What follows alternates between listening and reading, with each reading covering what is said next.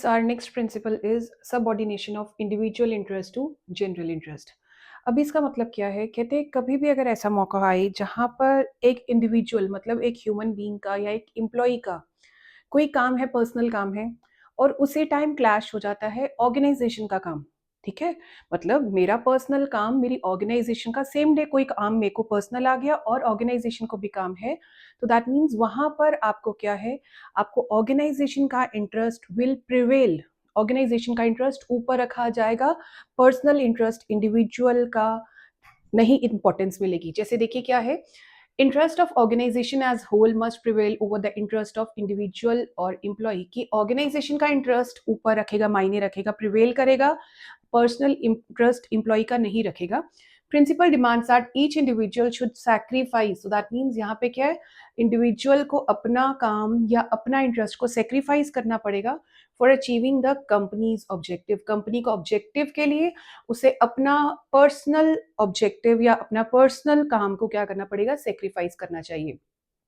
In all situations companies interest will supersede. ये देखिए case study के लिए दो लाइंस हैं जौन सी, एक ये वाली लाइन, एक ये। सो ये किसके लिए है? केस स्टडी के लिए। सो कहते हैं जब भी ऐसा हो तो कंपनी का interest will supersede the interest of any individual. किसी इंडिविजुअल से ऊपर किसका इंटरेस्ट आएगा? कंपनी का इंटरेस्ट आएगा।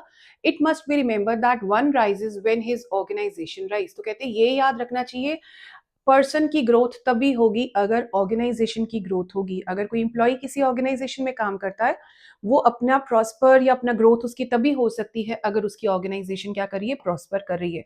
सो केस स्टडी के लिए सेकेंड लाइन यहां से आ सकती है। क्लियर? उसके बाद आया example, if a managers objective क्या है कि मेरे को ज्यादा सैलरी चाहिए और कंपनी उस टाइम पे फाइनेंशियल क्राइसिस पे जा रही है। फाइनेंशियल क्राइसिस मतलब कंपनी किस में जा रही है? लॉसेस के अंदर जा रही है। लेकिन जो एम्प्लॉई लगे हैं उनको है कि भाई हमें तो हमारा सैलरीज हमारे को ज्यादा चाहिए and wants to cut down expenses, और कंपनी चाहती है हम लॉसेस में जा रहे हैं, अपने खर्चे कम करने। देन मैनेजर को अपना इंटरेस्ट को सेक्रीफाइस करना पड़ेगा and can achieve objective when organisation recover. और जिस टाइम ऑर्गेनाइजेशन रिकवर कर लेती है फाइनेंशियल क्राइसिस से, उस टाइम पर वो उसके ऑब्जेक्टिव्स भी मीट हो जाएंगे। तो केस स्टडी के लिए थर्ड केस स्टडी का एग्जाम्पल यहां से आ गया। Clear? So these are all points for case study. Now next is advantages। और अगर कंपनी कोई ऐसा काम करती है, अगर या जो कंपनीज ऐसा प्रिंसिपल को फॉलो करती है, उनका पॉजिटिव इफेक्ट क्या होगा? First is helps in achieving goals. Organisation के गोल्स तो अचीव होते ही होते हैं, प्लस पर्सनल गोल भी है पर्सन के, जो से इंप्लॉइज हैं उनके भी अचीव हो जाते हैं। Next is coordination. आपस के अंदर कोऑर्डिनेशन बना रहेगा क्योंकि ऑर्गेनाइजेशन इंप्लॉय को परेशान नहीं करेगी, क्योंकि इंप्लॉय पूरा 100% दे रहा है, तो ऑर्गेनाइजेशन और इंप्लॉय के बीच में कोऑर्डिनेशन रहेगा।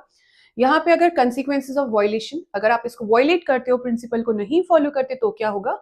Company will not be able to achieve its goal. मैंने पहले वाली वीडियो में भी बताया था, ये वाले जितने पॉजिटिव पॉइंट्स है इनका ऑपोजिट ही आपने इधर लिखना है, तो इतना ज्यादा लर्न करना मुश्किल नहीं होना चाहिए। तो यहाँ पे हमने क्या कहा कि कंपनी अपने गोल्स अचीव नहीं कर पाएगी। अभी यहाँ लिखा था कि कोऑर्डिनेशन होगा, तो हमने यहाँ पे क्या लिख दिया कि कोऑर्डिनेशन नहीं होगा, लैक रहेगा। Right? So next principle is remuneration of employees. Remuneration का मतलब क्या होता है बच्चे? जो उनको पे मिलनी है, पे या सैलरी, या उनको जो कंपेंसेशन हम जिसे बोलते हैं, कंपेंसेट किया जाएगा एम्प्लॉइज को उनकी सर्विसेज के लिए, दैट इज कॉल्ड रेमुनरेशन। तो भी हमने यहाँ पे क्या कहा, कहते कि organisation according to this overall pay and compensation should be fair to both employee and organisation. This is very very very important line. तो भी इसने क्या कहा कि जब भी आप एम्प्लॉइज को कंपेंसेट कर रहे हो, आपने उनको रेमुनरेशन, पे, सैलरी, बोनस कुछ भी दे रहे हो आप उनको, उस टाइम पे आप दोनों के लिए फेयर होना चाहिए। दोनों के लिए फेयर का मतलब क्या है? एम्प्लॉय चाहता है कि भाई मुझे सैलरी ज्यादा मिले, बॉस चाहता है कि सैलरी मैं कम दूं बट मुझे काम ज्यादा मिले। तो कहते हैं कि ऐसा हो कि दोनों के लिए फेयर होना चाहिए। अब यहाँ पे देखिए क्या लिखा है, employees should be given at least reasonable standard of living. तो भी केस स्टडी के लिए दोनों लाइंस जौन सी मैंने सर्कल की हैं, they both are important for case study. तो भी यहाँ पे क्या आया कि एम्प्लॉय को इतना बॉस पेमेंट करे कि उसका एक रीजनेबल स्टैंडर्ड, दैट मीन्स जो राइट जितना उसको चाहिए लिविंग स्टैंडर्ड, उतना उसके साथ उसको अचीव हो सके। Whereas it should be also within the paying capacity of company. और ये भी इंपॉर्टेंट है, अब इंप्लॉइज को सैलरी देनी है, कंपनी अपना दिवालिया तो निकाल नहीं लेगी। सो आपको कंपनी को ये फेयर, जब हम बात करते हैं कि फेयर होना चाहिए, इसका मतलब कंपनी के लिए भी है कि कंपनी को भी पेइंग कैपेसिटी के विद इन, अगर कंपनी लॉसेस में है, तनख्वाहें दी जा रही, बढ़ाई जा रही है, हर साल की इंक्रीमेंट लगाई जा रही है, पैसे कहाँ से आएंगे? सो भी हमने यहाँ पे क्या कहा, पेइंग कैपेसिटी के बीच में होना चाहिए to ensure healthy relations between workers and management, ताकि उन दोनों में आपस में क्या रहे, अच्छा रिलेशन मेंटेन रहे। अब यहाँ पे आया इसकी example, if company earns high profit it must share its part with the employees in the form of bonus. कहते हैं अगर कोई कंपनी प्रॉफिट कमा रही है तो फेयर क्या कहता है, फेयर कहता है कि आपने प्रॉफिट कमाया, आप उसको बोनस के फॉर्म के अंदर एम्प्लॉइज में भी बांटो, ठीक है, हर साल जो बोनस होता है। तो ये भी जौन सा है, ये भी केस स्टडी के लिए इंपॉर्टेंट है। स्टूडेंट्स आप चाहे अगर अपनी एनसीईआरटी बुक में से भी कर रहे हैं तो आप ये वाली लाइंस मार्क कर सकते हैं अपनी बुक के अंदर, ठीक है, और उसके अंदर से उसकी एग्जांपल्स वगैरह साथ में मार्क कीजिए, because these lines are very important for a particular point. अब इसकी आई एडवांटेज की, रेमुनरेशन अगर हम पे करते हैं सही से तो हमारे एडवांटेजेस या पॉजिटिव इफेक्ट क्या होगा। तो कहते हैं सबसे पहले तो एम्प्लॉइज विल फील मोटिवेटेड, उनको मोटिवेशन फील होगा, मोरेल उनका बूस्ट हो जाएगा। नेक्स्ट, ऑर्गेनाइजेशन के अंदर क्या है, cordial relation will prevail in the organisation between management and employees के अंदर अच्छा रिलेशन मेंटेन हो जाएगा, हेल्दी रिलेशन मेंटेन होगा। Next is employees will feel committed towards organisation, organisation की तरफ उनकी कमिटमेंट जो सी है वो बढ़ जाएगी। अब इसी के कंसिक्वेंसेज ऑफ वायलेशन अगर हम देखें तो एम्प्लॉइज यहाँ पे मोटिवेट हो रहा था, हमने यही पढ़ा था कि इसी के ऑपोजिट यहाँ पे है, तो वहां पे क्या आ जाएगा, लैक ऑफ मोटिवेशन। यहाँ पे हेल्दी रिलेशन हो रहा था एम्प्लॉइज के साथ, यहाँ पे कौन सा रिलेशन हो जाएगा, अगर नहीं आप फॉलो करोगे तो अनहेल्दी रिलेशन। यहाँ पे कमिटमेंट ऑर्गेनाइजेशन की तरफ ज्यादा होगी, लेकिन अगर नहीं करोगे तो क्या होगा, employees labour turnover, labour turnover मतलब क्या है, employees will leave the organisation, organisation क्या करेंगे, एम्प्लॉइज अपनी ऑर्गेनाइजेशन को छोड़कर जा सकते हैं। So next is centralisation and decentralisation. पहले हम मतलब समझे सेंट्रलाइजेशन एंड डिसेंट्रलाइजेशन का। देखिए सेंट्रल वर्ड आया सेंटर से, जब कहते हैं कि टॉप मैनेजमेंट सारे डिसीजंस ले रही हैं, जब टॉप मैनेजमेंट सारे डिसीजन ले रही है that is called, decision making किसके पास है, टॉप मैनेजमेंट के पास, that is called centralisation, right. And what is decentralisation, जब सेंटर ने क्या किया है, डिसीजन मेकिंग अथॉरिटी क्या कर दी, डिसेंट्रलाइज मींस डिस्पर्स कर दी लोअर लेवल्स में, डिस्पर्स मींस बांट देना, डिस्पर्स इन लोअर लेवल, क्या लोअर लेवल में बांट दिया, डिसीजन मेकिंग पावर, डिसीजन लेने की पावर जौन सी है वो जब लोअर लेवल्स ले रहे हैं उसको हम क्या बोल रहे हैं, डिसेंट्रलाइजेशन। क्लियर हो गया। फॉर एग्जाम्पल आप देखिए, जब हमारा कोविड हुआ, ठीक है, कोविड हुआ स्टार्टिंग के अंदर क्या था, जब कोविड हुआ प्राइम मिनिस्टर हमारी कंट्री के, उन्होंने क्या डिसीजन लिया, पूरी इंडिया बंद रहेगा, राइट। जितनी देर भी बंद रहा दैट मीन्स वो किसका डिसीजन था, टॉप लेवल का, ठीक है, तो वो क्या हो गया, सेंट्रलाइज्ड डिसीजन लिया गया। ऐसे ही आप देखो स्कूल में कितने बजे एंट्री होगी, एग्जिट कितने बजे, छुट्टी कितने बजे होगी, एग्जाम्स कब से स्टार्ट हो रहे हैं, ये डिसीजन कौन ले रहा है, आपके स्कूल के हेड या प्रिंसिपल ले रहे हैं। So that is called centralisation, जब डिसीजन मेकिंग किसके पास है, टॉप लेवल के पास है। लेकिन अगर आप याद कीजिए जब कोविड थोड़ा सा उसकी थर्ड वो आई, क्या नाम है, थर्ड वाली जब टर्न आई, उस टाइम क्या हुआ, थोड़ा सा कोविड का इम्पैक्ट कई स्टेट्स में कम होना शुरू हुआ। उस टाइम क्या हमारे प्राइम मिनिस्टर ने सब स्टेट्स के मिनिस्टर्स को, चीफ मिनिस्टर्स को क्या कह दिया कि आप डिसीजन लो कि आपको अपनी स्टेट को स्टार्ट करना है, स्कूल या आपका जौन सा भी एवरीडे रूटीन है स्टार्ट करनी है कि नहीं करनी, आप अपनी स्टेट वाइज डिसीजन लो। So that was decentralisation. Clear.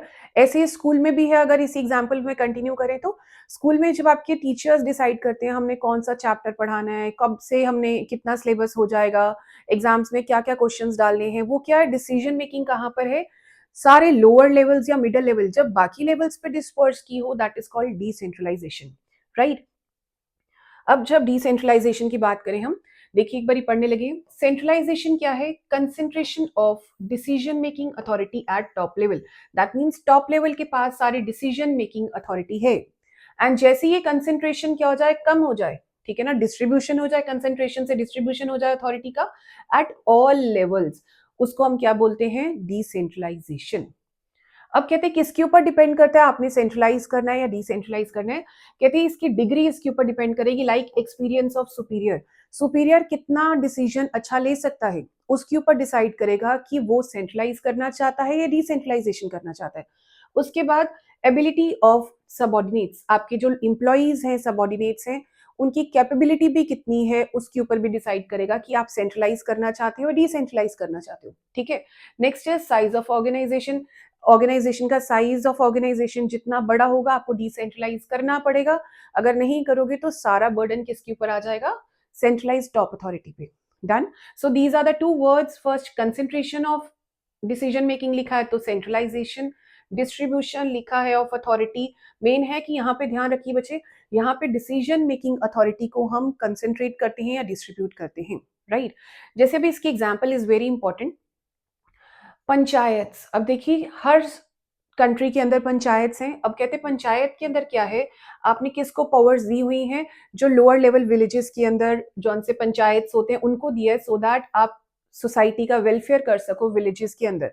सो वहां पे क्या देखिए लिखा है, panchayat in country have been given more powers to decide and spend funds given to them by government for welfare of society. So अभी जब आपने लोअर लेवल्स पंचायत विलेजेस तक आ गई ना, लेवल्स लोअर पे आने शुरू हो गए, तो वहां पे हमने उसको क्या कहा, डिसेंट्रलाइजेशन। क्लियर हो गया। अभी नेक्स्ट है, अगर आप कहते हैं ऐसा अगर करते हो, इसका पॉजिटिव इंपैक्ट क्या है, आपका डिसीजन मेकिंग क्विक हो जाएगा, आपको बार बार टॉप के पास नहीं जाना पड़ेगा, हाँ जी बताइए कैसे काम करना है कैसे नहीं करना, decision making will be very fast. Next is workload आपका रिड्यूस हो जाएगा, आपको सुपीरियर के पास जौन सा सुपीरियर्स हैं टॉप लेवल है, अगर डिसेंट्रलाइज कर रहे हो तो उनका काम का लेवल बर्डन कम हो जाएगा। नेक्स्ट इज सबऑर्डिनेशन को मोटिवेशन मिलेगी क्योंकि उनको डिसीजन मेकिंग की राइट्स मिले हुए, दिल फील ग्लैड, दिल फील हैप्पी कि हमें मोटिवेट किया जा रहा है। अब इसका डिसएडवांटेजेस, अगर आप वायलेट करते हो इस प्रिंसिपल को, आपकी डिसीजन मेकिंग यहाँ पे क्विक थी, यहाँ पे क्या हो जाएगी, स्लो हो जाएगी। क्लियर। यहाँ पे क्या है, misuse of authority and in case of decentralisation, कहते हैं अगर आप इसके बीच में डिवाइड नहीं करोगे, कई बार क्या हो सकता है, इसका नुकसान भी हो सकता है, कई लोग इसकी सेंट्रलाइजेशन की या डिसेंट्रलाइजेशन का फायदा भी उठा सकते हैं। Okay, so next is scalar chain. Scalar chain का पहले हम मतलब समझे क्या है स्केलर चेन का। अब ऑर्गेनाइजेशन में हमने पहले भी पढ़ा है, देयर आर 3 लेवल्स, कौन से हैं, top level, thereafter middle level, ये चैप्टर फर्स्ट में आपने पढ़ा होगा, एंड देयर आफ्टर लोअर और ऑपरेशनल लेवल। डन। अब ये तीनों लेवल्स के अंदर अगर स्केलर चेन क्या कहता है कि देयर इज हायरार्की। हायरार्की का मतलब क्या होता है कि लेवल्स हैं और ऑर्गेनाइजेशन के अंदर आपको इस हायरार्की को फॉलो करना पड़ेगा, इस प्रोटोकॉल को फॉलो करना पड़ेगा। आपको कोई बात पहुंचानी है, टॉप पे जाएगी, फिर मिडल में जाएगी एंड फिर लोअर में जाएगी, हायरार्की फॉलो होगी। देखिए अभी पढ़ रहे हैं, organization should have a chain of authority and communication that runs from top to bottom and should followed by managers and subordinate। तो organization के अंदर क्या है, chain of authority, that means authority है top की, फिर middle की and then lower की। ठीक है, इस तरह से है। तो अभी कहते हैं कि यहाँ पे क्या है, the formal line of authority states that superior subordinate relationship to ensure unity of command and effective communication in the organization। तो कहते हैं अभी ये फॉर्मल लाइन क्यों बनाई गई है, टॉप मिडल और लोअर वाली, ताकि हर बंदा अपना काम करे, उसको पता हो मेरी अथॉरिटी क्या है, मेरी रिस्पॉन्सिबिलिटी क्या है। As per the Fayol, this change should not be violated in normal course of communication. और फ्यूल कहता कि अगर आप इस चेन को एवरीडे आपको फॉलो नॉर्मल कोर्स में करना चाहिए। अब ये बात थी कि क्या करना चाहिए, बट फ्यूल ने कहा कि अगर, लेकिन कुछ ऐसा भी हो सकता है कई बारी कि आपके पास कोई बहुत इमरजेंसी आई, आप एकदम से टॉप लेवल को हर बात नहीं बता सकते, तो उसने एक सॉल्यूशन दिया जिसको हम क्या कहते हैं, गैंग प्लैंक। देखिए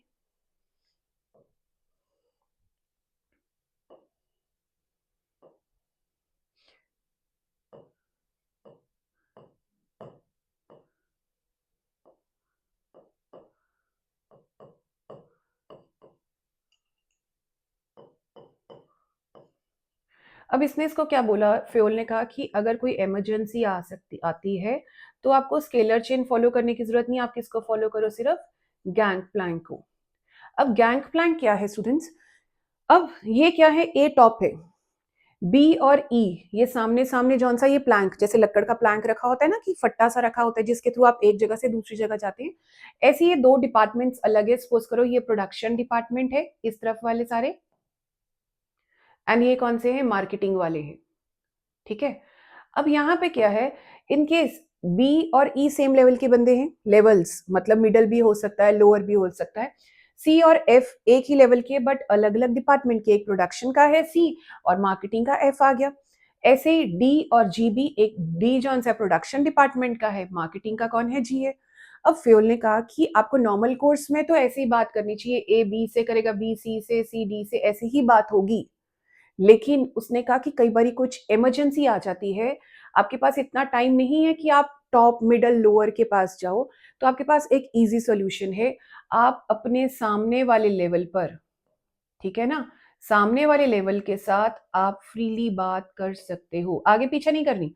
आप सिर्फ सामने वाले लेवल के जो पर्सन्स हैं दूसरे डिपार्टमेंट में आप बात कर सकते हो एक दूसरे के साथ जब कोई इमरजेंसी आती है। अदरवाइज क्या, देखिए, ए ने कोई बात बी को अगर बतानी है, बी ने यहाँ से यहाँ पे आएगा, उसके बाद यहाँ पे जाएगा, बंदा टाइम लग जाएगा, तो बी डायरेक्टली किससे कर सकता है, ई से।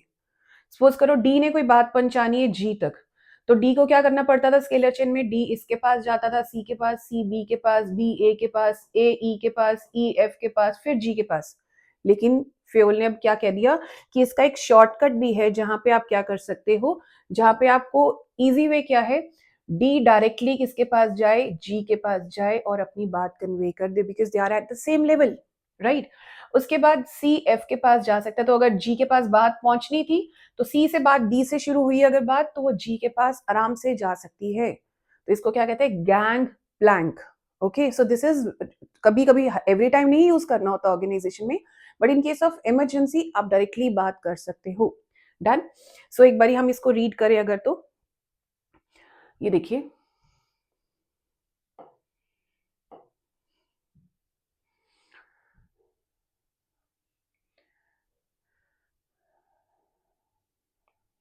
But in case of urgency, जब इमरजेंसी कोई आई, Fayol permitted a shortcut, Fayol ने क्या कहा, एक शॉर्टकट है in the chain known as gang plank. This is very very very important question.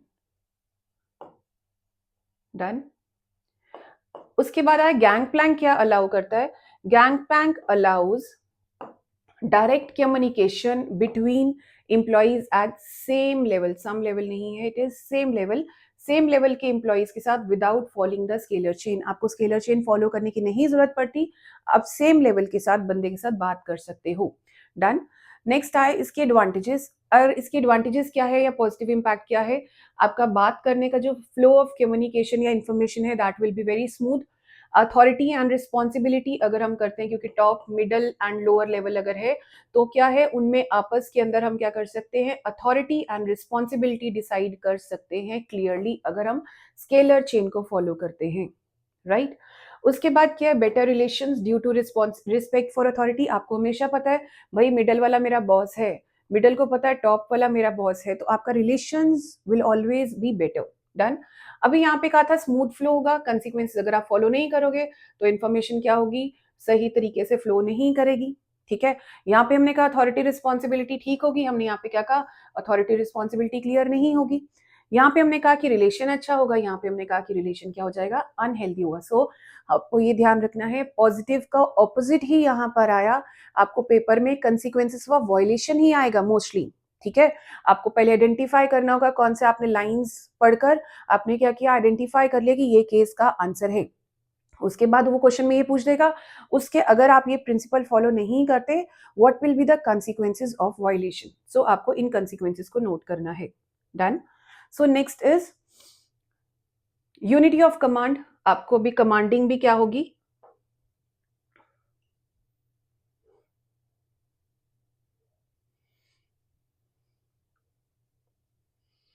अभी यहाँ पे यह क्या है, यूनिटी ऑफ कमांड, आपको एक ही बॉस से ऑर्डर आ रहे हैं, आपको पता होगा कहाँ से ऑर्डर्स आ रहे हैं। Next is unity, lack of unity of command, तो वही आ गया कि अगर वहां पे यूनिटी ऑफ कमांड हो रहा है, यहाँ पे लैक हो जाएगा। सो नेक्स्ट इज ऑर्डर। ऑर्डर का स्टूडेंट्स मतलब समझिए क्या है, ऑर्डर मीन्स टू टाइप के ऑर्डर्स हैं, ठीक है। First is called material order, फिर मैं एक बार रीड करती हूँ, पहले समझिए। And second is called social order. Order का मतलब क्या है, ऑर्गेनाइजेशन के अंदर स्मूथ वर्किंग के लिए, अच्छे तरीके से काम के लिए व्हाट इज इंपॉर्टेंट कि हर पर्सन की एक जगह हो और वो बंदा हमेशा अपनी जगह पे मिलना चाहिए। ऐसे ही सामान की फैक्ट्रीज के अंदर, ऑर्गेनाइजेशन में, घर में, स्कूल्स में, हर सामान की एक जगह होनी चाहिए और वो सामान वहां पर होना चाहिए। अब देखिए, जब हम सामान की बात करते हैं, everything everything at its right place, हर चीज की एक जगह हो और वो चीज उस जगह पे मिलनी चाहिए। डन। फॉर एग्जाम्पल आप घर पे देखिए, घर पे यूजली हम नाइफ, चाकू जिसे बोलते हैं, हम उसको रख के भूल जाते हैं। सीजर है वो भूल जाती है, ठीक है। तो वो क्या है, हम और उसके चक्कर में कितना ही बवाल हो जाता है घर में कि हाँ चीज ही गायब हो गई, ठीक है। और उसी को हम क्या कहते हैं, अगर हर चीज अपनी जगह पर है उसको हम बोलते हैं मटेरियल ऑर्डर। ऐसे ही सोशल ऑर्डर क्या है, सोशल ऑर्डर मीन्स हर पर्सन की एक जगह है, ठीक है। आप उस जगह पे और उस पर्सन को अवेलेबल होना चाहिए। फॉर एग्जाम्पल आप देखिए, आप स्कूल में होते हो, स्कूल में आपको स्टाफ रूम में टीचर्स का पता है कि यार ये वाली टीचर इस टाइम पर 2 से 3 मैम फ्री हैं, तो मैम अपने इस कैबिन में बैठे होंगे, राइट। अगर मैम नहीं मिलते तो आप पूरा स्कूल छान लेते हो, यार मैम कहाँ गई, मैम कहाँ गई, मैम कहाँ गई। ऐसे ही आप घर आते हो, आपको ये पता है घर पे जो आपके गार्डियन अवेलेबल होते हैं आपके स्कूल के टाइम पर, आपके वो गार्डियन अवेलेबल होने चाहिए, है ना। मम्मा कहाँ है, मम्मा कहाँ है, वरना शोर मच जाता है। सो वो क्या है कि सोशल ऑर्डर, दैट मीन्स आपके पर्सन्स शुड बी एट, हर बंदे की एक जगह होनी चाहिए, एंड हर चीज की जो मटेरियल है उसकी भी एक राइट प्लेस होनी चाहिए। अब मैं रीड कर रही हूँ, देखिए। According to this principle there should be place for everything and everyone. Everything मतलब हर सामान की जगह, मतलब मटेरियल के लिए। एवरीवन मीन्स हर पर्सन के लिए। Done. People and material must be in suitable places at appropriate time. सही टाइम पर, जिस टाइम पर होना चाहिए उसको उस जगह पर हो, for maximum efficiency. Otherwise accidents के चांसेस बहुत है। फॉर एग्जांपल एक मशीन चल रही है, मशीन के आपको पता है nut bolts everything should be at the right place, कि लेबर ने यहाँ से रॉ मटेरियल डालना है जहाँ पे मशीनरी के यूनिट के अंदर। तो अगर सही जगह पर चीज नहीं होगी, मशीनरी चल रही है, वो दूर दूर से ढूंढने जा रहा है कहाँ पे है मेरा सामान, एक्सीडेंट्स के चांसेस और टाइम वेस्टेज के चांसेस बहुत ज्यादा है, एफिशिएंसी कम हो जाएगी। If there is fixed place for everything and it is present there, then there will be no obstruction in the work. आपके काम में कोई भी रुकावट नहीं आ सकती। Obstruction means रुकावट। आपके काम में कोई भी रुकावट नहीं आएगी। क्लियर। उसके बाद एग्जाम्पल है, there should be specific place और वर्कशॉप फॉर द फोरमैन। उसके लिए जगह होनी चाहिए, सो दैट उसको जब भी फोरमैन किसके अंडर होता है, प्रोडक्शन मैनेजर के अंडर होता है, तो उसको जब भी आपको काम हो उसको आप कॉन्टैक्ट कर सको, इसलिए उसकी जगह होनी चाहिए। अब इसने क्या कहा, 2 types of orders are there. First is material order. Material order means हर सामान के लिए everything and everything must be at its right place. So this is very important for the case study. आपको यही लाइंस आएंगी for case study. उसके बाद next आया सोशल ऑर्डर। सोशल ऑर्डर क्या कहते हैं कि there must be appointed place for every employee. हर एम्प्लॉई के लिए एक सही जगह होनी चाहिए, and every employer must be in its, every employee must be in its appointed place, और वो एम्प्लॉय अपनी सही जगह पर होना चाहिए। डन। उसके बाद आया, अगर ऐसा होता है, सोशल एंड मटेरियल ऑर्डर होता है, तो क्या होगा, आपके रिसोर्सेज से इस तरीके से इस्तेमाल हो रहे, टाइम वेस्टेज नहीं होगा, काम स्मूथली और सिस्टमैटिकली चलेगा। इसके ऑपोजिट अगर नहीं करते तो क्या होगा, आपकी efficient inefficient use of resources होगा, time waste, energy waste, discipline यहाँ पे ठीक हो रहा था, यहाँ पे lack of discipline, smooth working नहीं होगी आपके काम की। Clear. Next principle is equity. Equity का मतलब क्या है, इक्वालिटी अगर हम एक तरह के सिंपल वर्ड्स में बोले तो, कि ऑर्गेनाइजेशन के अंदर किसी तरह का भी डिस्क्रिमिनेशन या भेदभाव नहीं होना चाहिए, ठीक है। एज रिलेटेड टू, अगर हम बोले कि एज का हो गया, जेंडर का हो गया, रिलीजन का हो गया, कास्ट का हो गया, कलर का हो गया, किसी तरीके का भी भेदभाव नहीं होना चाहिए, डिस्क्रिमिनेशन नहीं होना चाहिए। अभी हम रीड करें, there should not be any discrimination. देखिए अभी केस स्टडी के लिए वर्ड आ गया ये वाला, कि किसी तरीके का डिस्क्रिमिनेशन नहीं होना चाहिए among the employees on the basis of religion, language, caste, gender, nationality. It emphasise on kindliness, that is, ये अगेन के स्टडी के लिए वर्ड आ गया कि आप you have to be kind with all the employees जो भी आपके साथ ऑर्गेनाइजेशन में काम कर रहे हैं, और and justice in managers behaviour towards workers to ensure their loyalty. और अगर आप उनके साथ काइंड रहेंगे, आप अपना जस्टिस दिखाएंगे उनके साथ, तो वो क्या रहेंगे, आपके ऑर्गेनाइजेशन के साथ कॉर्डियल रहेंगे, क्या नाम है, लॉयल रहेंगे। एंड उनकी आपके साथ कौन सा रिलेशन रहेगा, cordial relation between superior and subordinates में एक हेल्दी रिलेशन मेंटेन रहेगा। If management is partial in dealing, लेकिन अगर आप पार्शियलिटी करते हैं, आप भेदभाव करते हैं, तो उस केस में भेदभाव करते हैं, अगर आप भेदभाव करते हैं in dealing with the employees, they will be dissatisfied, organisation में वो खुश नहीं रहेंगे। And he also advocated that the use of strict treatment. अभी तो फर्स्ट क्या आ गया, डिस्क्रिमिनेशन के बेस पे, सेकंड उसने यहाँ पे क्या बोला कि ऑल्सो, देखो लिखा है ऑल्सो एडवोकेट, क्या किया फ्योल ने कि आप स्ट्रिक्ट ट्रीटमेंट दो किसके लिए, एम्प्लॉइज जो कि ऑर्गेनाइजेशन में लेजी हैं। This is also important for, number 2 है इंपॉर्टेंट फॉर केस स्टडी। तो इक्विटी क्या कहता कि आपकी ऑर्गेनाइजेशन में जो लेथार्जी हैं या जो लेजी पर्सन्स हैं, जो काम नहीं करना चाहते, उनको पनिशमेंट मिलनी चाहिए ताकि ऑर्गेनाइजेशन में ये मैसेज कन्वे हो that everyone is equal in the eyes of management. Management की नजरों में हर एम्प्लॉय बराबर है। These days in MNCs, people of various nationalities work together. अब हम देखते हैं MNCs जितनी भी मल्टीनेशनल कंपनीज हैं वहां पर अलग अलग नेशंस के लोग इकट्ठे काम कर रहे हैं इन अ डिस्क्रिमिनेशन फ्री इन्वायरमेंट। और वहां पे क्या डिस्क्रिमिनेशन फ्री इन्वायरमेंट, ये केस स्टडी के लिए थर्ड लाइन आ गई। सो इन नोट्स में यूजली स्टूडेंट्स वही लाइंस है जो आपकी केस स्टडी में क्वेश्चन बनकर आएगा, इसे बहुत केयरफुली करिए। Okay, next is example, workers performing similar job should be paid same wage. अभी यहाँ पे क्या कहा, जिसने सेम काम किया उसको सेम तनख्वाह ही मिलनी चाहिए। डन। अभी आ गया है पॉजिटिव इफेक्ट, इसका क्या है, अगर आप ऐसा करते हैं इक्विटी के साथ, बराबरता के साथ काम करते हैं, सेटिस्फेक्शन की कम हो जाएगी इंप्लॉइज की, ठीक है, सॉरी बढ़ जाएगी, इंप्रूव सेटिस्फेक्शन। सेकेंड इज उनमें आपस में कौन सा रिलेशन रहेगा, हेल्दी कॉर्डियल रिलेशन रहेगा मैनेजमेंट और इंप्लॉइज में। लेकिन अगर आप नहीं करते, उसके ऑपोजिट रहते हैं, तो क्या होगा, उनकी सेटिस्फेक्शन इसी से ऑपोजिट हमने करना था, तो हमने कहा कि उनकी सेटिस्फेक्शन यहाँ इंप्रूव हो रही थी, करोगे, अगर नहीं करोगे तो डिससेटिस्फाई हो जाएंगे। सेकेंड इज यहाँ पे हेल्दी रिलेशन हो रहा था, कॉर्डियल रिलेशन था, या कौन सा है, अनहेल्दी रिलेशन। क्लियर हो गया। स्टेबिलिटी ऑफ पर्सोनल, पर्सोनल का बच्चे मतलब देखिए ध्यान रखिए, इट इज नॉट पर्सनल, नहीं इसको हम बोलेंगे पर्सोनल। पर्सनल क्या होता है, ये मेरा पर्सनल पेन है, मेरा पेन है। बट पर्सोनल किसको बोला जाता है, जो आपके पास स्टाफ लगा होता है, एम्प्लॉइज हैं जो आपके, या जिसे हम क्या कहते हैं मैन पावर भी बोल देते हैं, जितना भी लेबर लगी हुई है आपके पास, ठीक है। तो अभी इसने क्या कहा, स्टेबिलिटी। स्टेबिलिटी का मतलब क्या है, उनकी जो टेन्योर है, उनकी जो आपकी कंपनी के अंदर वो रुक रहे काम कर रहे हैं, उनकी स्टेबिलिटी या उनकी टेन्योर जो सा टाइम पीरियड है उसको क्या रखा जाए, स्टेबल रखा जाए। उसको बहुत जल्दी फायर नहीं, निकाल ना दिया जाए। अगर सपोज करो किसी इंप्लॉय ने कोई गलत काम किया, मुझे लगता है कि यार इंप्लॉय काम ठीक नहीं करे, इसको निकाल देते हैं। अगर आप ये सोचोगे अगला भी तो आएगा, आपको कौन सा श्योरिटी अगला वाला बंदा भी ठीक काम करेगा, तो यहाँ पे क्या कहते हैं, इंप्लॉइज गलती करेगा उसको इम्प्रूव किया जाए, उसकी ट्रेनिंग लगाई जाए, रादर देन कि आप उसको फायर कर दो, ऑर्गेनाइजेशन से निकाल दो।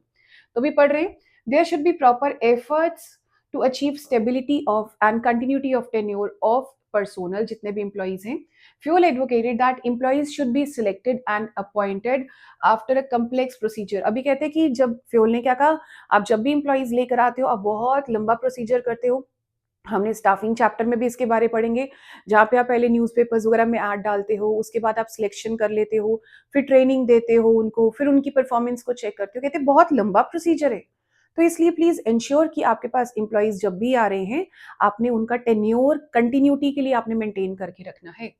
Once selected, these should be kept at a position for a reasonable price,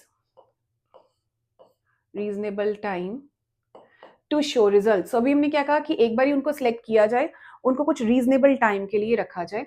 so employees turnover should be minimised. अभी इसने क्या कहा, ताकि एम्प्लॉइज की टर्नओवर क्या हो, टर्नओवर का मतलब क्या है कि एम्प्लॉइज को जो निकाला जाता है वो मिनिमम होना चाहिए, मिनिमाइज्ड होना चाहिए, to maintain organisational efficiency. Organisation की एफिशिएंसी के लिए इट इज इंपॉर्टेंट।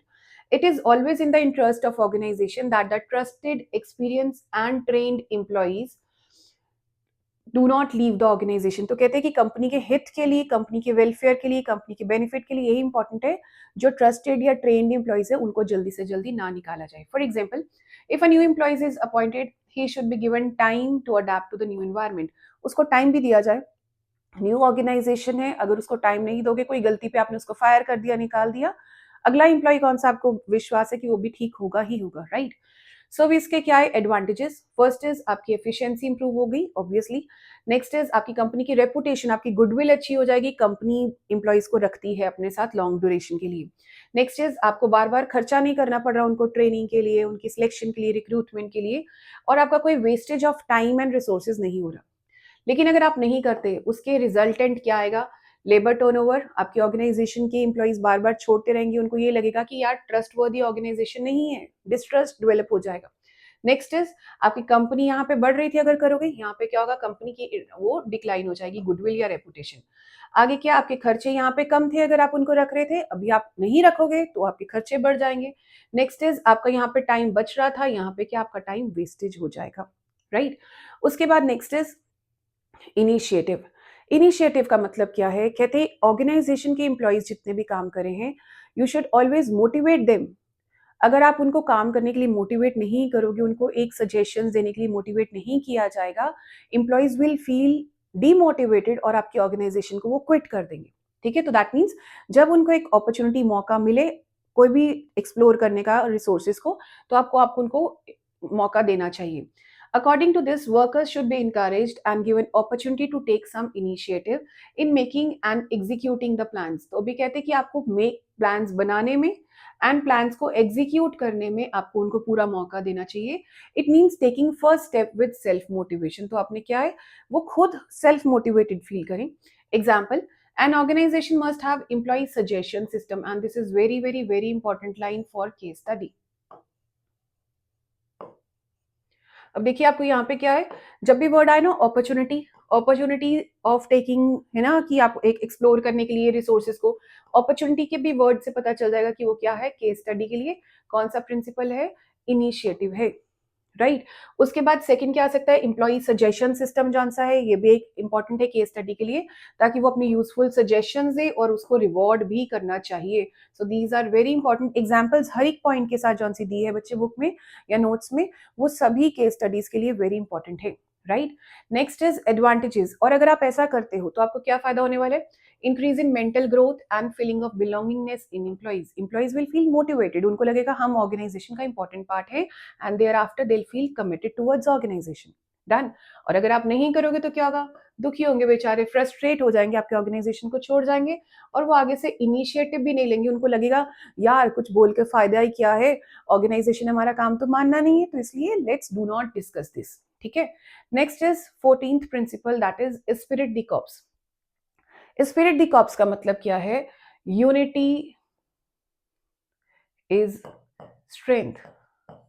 कि अगर हम इकट्ठे मिलके काम करेंगे ऑर्गेनाइजेशन में तो क्या है, इकट्ठे मिलके बेटर हो जाएगा। इसके लिए हम वर्ड एक कहते हैं, अभी इसमें नहीं है बट एक वर्ड आप आगे भी पढ़ोगे, दैट इज कॉल्ड सिनर्जी। जैसे एनर्जी वर्ड है ना, इससे वर्ड आया सिनर्जी, इससे वर्ड नहीं आया बट सिमिलर वर्ड है। अभी क्या है, सिनर्जी का मतलब क्या है, एक और एक क्या होता है, दो नहीं होता, इट इज 11। इकट्ठे मिलके हम 11 के बराबर का काम करेंगे। दो और दो क्या होता है, 22 नहीं होता, इट इज 2 और 2 5। तो भी इसको क्या बोलते हैं, सिनर्जी। कि अगर हम इकट्ठे मिलके काम कर रहे हैं, टीम में काम कर रहे हैं, हम ज्यादा बेटर काम कर सकते हैं। तो कहते हैं फ्योल ने सजेस्ट किया, management should promote a team spirit of unity and harmony. कि आपस में सारे यूनिटी के साथ, हार्मनी के साथ मिलकर काम करेंगे प्यार से। This is specially in large organisation, और लार्ज ऑर्गेनाइजेशन में यूजली झगड़े, लड़ाइयाँ, कन्फ्लिक्ट्स बहुत ज्यादा होते हैं। तो इसलिए उसने कहा कि ये यूजुअली कहाँ पे होना चाहिए, लार्ज ऑर्गेनाइजेशंस में, because otherwise objectives would be difficult to realise and there will be loss of coordination. और इसलिए क्या होगा, कोऑर्डिनेशन नहीं रहेगा, आपके रिसोर्सेज वेस्ट हो रहे हैं सारे। Production is team work. Team का देखिए फुल फॉर्म क्या है, T stand for together, E for everyone, A से अचीव्स, एम से मोर। सो भी क्या है, टुगेदर एवरीवन अचीव्स मोर। तो टीम का फुल फॉर्म भी यही है कि सब अगर मिलके काम करेंगे तो हम ज्यादा बेटर काम कर सकते हैं। Work and requires cooperation of all members, और इसके लिए क्या है, सारे मेंबर्स की कॉपरेशन की भी जरूरत है। A manager should replace I with we. कि अभी अब मैं बोलूं कि मैं ये कर सकता हूँ, मैं वो कर सकता हूँ, जब आप मैं करते हो ना कि मैंने ये किया, मैंने वो काम किया, उस टाइम आपकी ऑर्गेनाइजेशन फेल की तरफ जा रही है। When you are working in a group, आपको हमने ये किया, हमने ऐसा किया, इवन गलती भी है तो हमारे से गलती हो गई, अगर अच्छा काम किया तो हमसे अच्छा काम हुआ। तो वो वहाँ क्या है, आप जितना टीम स्पिरिट रखेंगे उतना ऑर्गेनाइजेशन में ट्रस्ट बना रहेगा, बिलोंगिंगनेस आएगी। एंड यहाँ पे ये कहा है जिसके साथ क्या होगी, आपके पेनल्टीज हैं, जो आपको पेनलाइज किया जाता है, आपको पनिशमेंट्स दी जाती हैं, जब आप टीम में हो आपकी पनिशमेंट्स भी क्या हो जाएंगी, कम हो जाएगी। क्लियर हो गया। सो नेक्स्ट इज, इसको बोलते हैं spirit de corps. Next is example, if department wants to achieve the target, अगर डिपार्टमेंट कोई टारगेट अचीव करना चाहता है, it is duty of each member of the department, हर बंदे की ड्यूटी है वो क्या करे, target is achieved on time. For example, अगर स्कूल का आप रिजल्ट देखिए, स्कूल का रिजल्ट में सिर्फ एक बच्चे का या एक क्लास का रोल नहीं है, सारे स्कूल का रोल है, सारे टीचर्स का इक्वल रोल है। और अगर टीचर्स सभी इकट्ठे मिलके, टीचर्स भी हों जो से और भी अदर जो आपका स्टाफ है, सारे इकट्ठा मिलकर बच्चों के लिए हेल्प करने के लिए रेडी है। गेट कीपर लेट तक कहता हाँ बच्चे आओ, मैं 5 बजे तक गेट खोल के रखूंगा, आप दरवाजा, आप गेट खुला होगा, आपने जब पढ़ने आना आ जाओ। ठीक है, स्पोर्ट्स का कोई इवेंट है, शाम को रात को वो 9 बजे तक बैठता है कि हाँ स्पोर्ट्स में हम जाएंगे, इंटर स्कूल कॉम्पिटिशन या नेशनल लेवल पे कॉम्पिटिशन है, गेट खुला है, आप आओ अपनी प्रैक्टिस करो और उसके बाद सो वो क्या है, आपका एक टीम वर्क है, it is not one person का काम नहीं है। सो आगे क्या है, employees should not concentrate on achieving their individual target, आपको खाली अपना टारगेट नहीं अचीव करना, but achieving the group target, आपको एज अ होल ग्रुप का जो सा आपको गोल है या टारगेट है, you have to achieve that. Clear? अगर आप करते हो तो क्या होगा, आपस में विश्वास बना रहेगा सारे इंप्लॉइज में। उसके बाद अगर नहीं करोगे तो क्या होगा, लैक ऑफ टीम स्पिरिट हो जाएगी, आपस में नहीं रहेगा। यहाँ पे क्या, ग्रुप गोल्स अचीव कर रहे हो, आपस में रिलेशन आपका अच्छा हो रहा है। और अगर आपके कंसिक्वेंसेज ऑफ वायलेशन क्या है, अगर आपके यहाँ पे ग्रुप गोल्स अचीव हो रहे हैं, यहाँ पे गोल्स नहीं अचीव होंगे, यहाँ पे हेल्दी रिलेशन था, यहाँ पे अनहेल्दी रिलेशन होगा। यूजली आप देखिए, जितने भी हमने बच्चे प्रिंसिपल्स की हैं, उसके अंदर एक अच्छी बात क्या है, पॉइंट लिखने वाला, हर प्रिंसिपल क्या कर रहा है, कॉर्डियल रिलेशन मेंटेन कर रहा है, अगर उसका पॉजिटिव में है। और अगर नहीं करोगे तो वो क्या है, अनहेल्दी रिलेशन के अंदर हो जाएगा। ठीक है, इसमें आप हमेशा देखोगे आपकी एफिशिएंसी बढ़ रही होगी, यूजली पॉइंट्स में यही कवर है। अगर आपको बाई चांस पेपर में कुछ नहीं लिखना आ रहा तो ठीक है, इसके साथ एफिशिएंसी बढ़ रही है, टाइम बच रहा है, एफर्ट बच रहा है। नहीं करोगे, एफिशिएंसी, टाइम, एफर्ट सब चीजें आपकी ज्यादा लगेंगी, राइट। इसमें वेस्टेज ऑफ रिसोर्सेज ज्यादा होंगे, अगर इधर करोगे तो वेस्टेज ऑफ रिसोर्सेज, इधर करेंगे तो नहीं होगा, इधर करोगे तो रिसोर्सेज की वेस्टेज होगी। यहाँ पे कोई अपनी अथॉरिटी रिस्पॉन्सिबिलिटी को मिसयूज नहीं करेगा, अगर आप वायलेट करोगे तो सब चीजें मिस होंगी। तो यूजली पेपर में when students, teacher ask questions कि कैसे, उसके कंसिक्वेंसेस क्या है, बच्चे बहुत गहरी थॉट में आएंगे यार कि कैसे ही हम आंसर करेंगे, हमारे को टू द पॉइंट रटा नहीं हुआ। तो आप इन कुछ पॉइंट्स को ये देखिए कि हाँ ये वाले points can be used in these places, right. So this is all about our topic 14 principles of management given by Henry Fayol. सो इसके बाद विल स्टार्ट विद जितने भी हमारे साइंटिफिक मैनेजमेंट के प्रिंसिपल्स हैं वो भी इसके बाद हम स्टार्ट करेंगे। Thank you so much everyone.